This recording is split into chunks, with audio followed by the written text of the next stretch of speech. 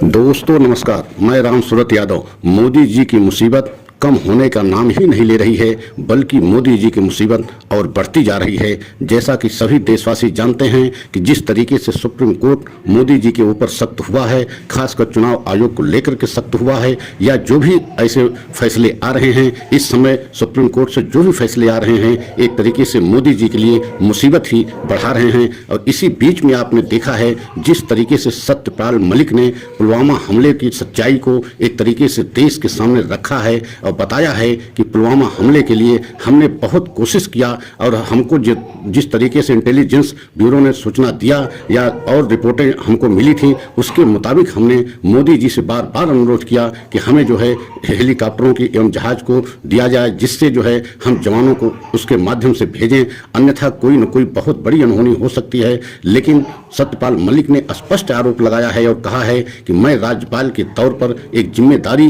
के निभाते हुए ये सारी चीज़ों को मोदी से बताया था, लेकिन मोदी जी हमें सिर्फ एक ही शब्द कहा कि आप चुप रहिए, जो हो रहा है उसे होने दीजिए। और यही नहीं, अजीत डोभाल जो एक तरीके से सेना के सब कुछ देख रेख करने वाले थे, एक तरीके से सेना प्रमुख माने जाते थे, उन्होंने भी हमको चुप रहने के लिए कहा। और उसके बाद आपने देखा पूरे देश में एक बहुत बड़ी घटना हुई और जिसमें 40 जवान एक तरीके से शहीद हो गए। और यह घटना 19 चुनाव के पहले हुआ। मतलब आप सोच सकते हैं कि उस समय भी विपक्ष की पार्टियां, विपक्ष के नेता इस मसले को लेकर के, पुलवामा हमले को लेकर के बहुत सारे आरोप मोदी जी के ऊपर लगाए थे, लेकिन मोदी जी किसी तरीके से उन आरोपों को बिल्कुल खारिज कर दिया। और खारिज नहीं कर दिया, उसमें बहुत से ऐसे सबूत भी देखे गए या बताए गए कि इतना ज़्यादा जो है मात्रा में RDX वहाँ कैसे आया, कैसे पहुँचा। और एक जम्मू कश्मीर का एक पुलिस का अधिकारी, बड़ा अधिकारी भी संदेह के दायरे में आया, लेकिन उसके बाद भी कोई कार्रवाई आज तक नहीं हुई। क्या यह सब एक तरीके से प्लान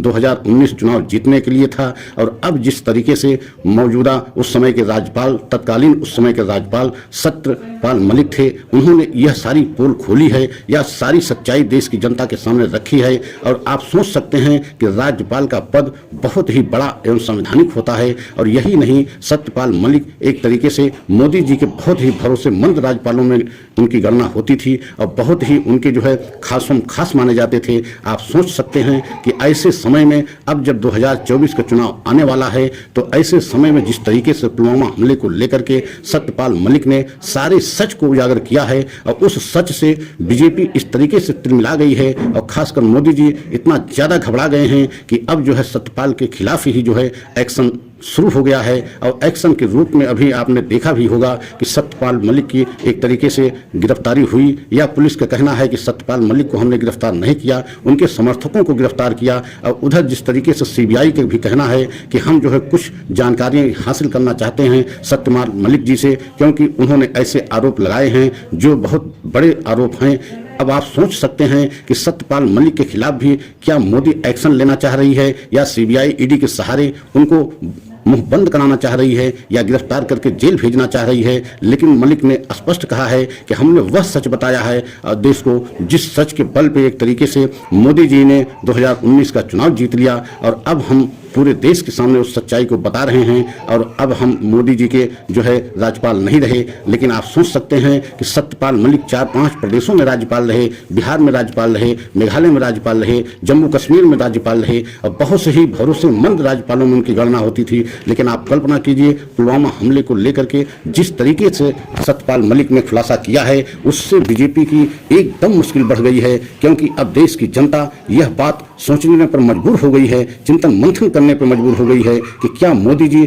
इस स्तर तक जा सकते हैं कि इतनी बड़ी घटना करा करके चुनाव जीतें, और चुनाव के लिए क्या देश के जवानों को भी जो है एकदम दांव पर लगा देते हैं। और लगाया भी, जैसा कि सत्यपाल मलिक ने कहा कि अगर हमको 4-5 एयरक्राफ्ट दिए गए होते, 4-5 जहाज़ों को दिया गया होता, तो हम उनको सड़क के रास्ते न जाने देते, क्योंकि इतना बड़ा काफिला जिस तरीके से 40-50 जो है गाड़ियों का काफिला चला, उस काफिले में हमें जो इनपुट मिली थी, जो इंटेलिजेंस ब्यूरो ने सूचना दी थी, उसके मुताबिक ये बताया था कि कोई न कोई जो है गंभीर घटना हो सकती है। और उसी बात को हमने मोदी जी से साझा किया और बताया कि हमें जो है एयरक्राफ्ट दिए जाएं, अन्यथा कोई बड़ी घटना हो सकती है। लेकिन हमें चुप रहने के लिए कहा गया। तो आप सोच सकते हैं कि एक राज्यपाल द्वारा प्रधानमंत्री से अनुरोध करना और जहाज़ों को उपलब्ध कराने के लिए कहना और उसके बाद उनको चुप रहने के लिए कह देना और उसके बाद इतनी बड़ी घटना हो जाना, इसका मतलब क्या है? इससे साफ संदेह हो रहा है कि क्या 2019 के चुनाव जीतने के लिए ये सारी घटनाएं एक तरीके से प्लानिंग के तहत की गई या कराई गई। इस पर पूरे देश को चिंतन मंथन करने की आवश्यकता है, क्योंकि सत्यपाल मलिक ने जिस तरीके से खुलासा किया है उससे अब बीजेपी की मुश्किल बढ़ती जा रही है। और उस समय भी विपक्ष की पार्टियां, खासकर कांग्रेस ने और सारी पार्टियों ने आवाज उठाया था कि इतना बड़ी मात्रा में आरडीएक्स वहां कैसे पहुंचा और किस तरीके से एक पुलिस अधिकारी संदेह के दायरे में है, उसके खिलाफ कार्रवाई क्यों नहीं की गई। और यही नहीं, आप कल्पना कीजिए कि इतनी बड़ी घटना होने के बाद जिस तरीके से मोदी जी उस समय खासकर पुलवामा हमले को लेकर के पूरे देश में मुद्दा बनाया और बताया कि हम आतंकवादियों से लड़ने के लिए सब कुछ झोंक रहे हैं। और यही वजह है कि 2019 में मोदी जी भारी मतों से जो है एक बार पुनः चुनाव जीता 2014 के बाद। तो आप सोच सकते हैं जिस तरीके से सत्यपाल मलिक ने एक तरीके से इतना बड़ा सच को उजागर किया है, अब पूरे देश की एक तरीके से आंखें खुल गई हैं। या ये कहा जाए कि आने वाले समय में मोदी जी की मुश्किल और बढ़ती जा रही है। जिस तरीके से इस समय चुनाव आयोग को लेकर के सुप्रीम कोर्ट सख्त हो गया है,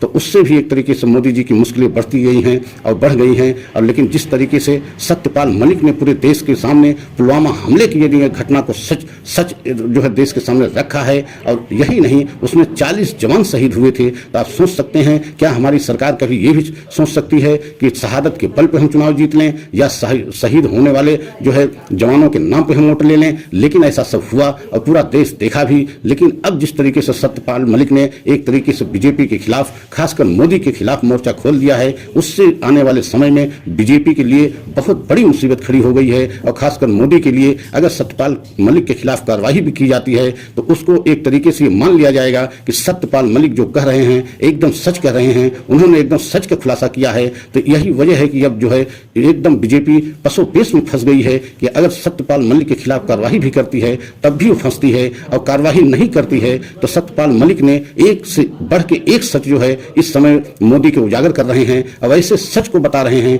कि उसको पूरा देश जो है चिंतन मनन करने के लिए मजबूर भी हो रहा है, क्योंकि उनके सच में एक तरीके से सच्चाई दिख रही है। और लोगों को अब भरोसा भी होने लगा है कि जिस तरीके से सत्यपाल मलिक ने सच को उजागर किया है उसमें कहीं न कहीं बहुत बड़ा खेल है। और जिस तरीके से मोदी जी ने उस समय पुलवामा हमले को मुद्दा बना के चुनाव जीता, अब उनके लिए मुसीबत बनता जा रहा है। अगर यह सच हमारा सभी देशवासियों को अच्छा लगा हो तो लाइक सब्सक्राइब करें, अधिक से अधिक इस वीडियो को शेयर करें, कमेंट के द्वारा अपनी राय अवश्य दें। जय हिंद, जय भारत।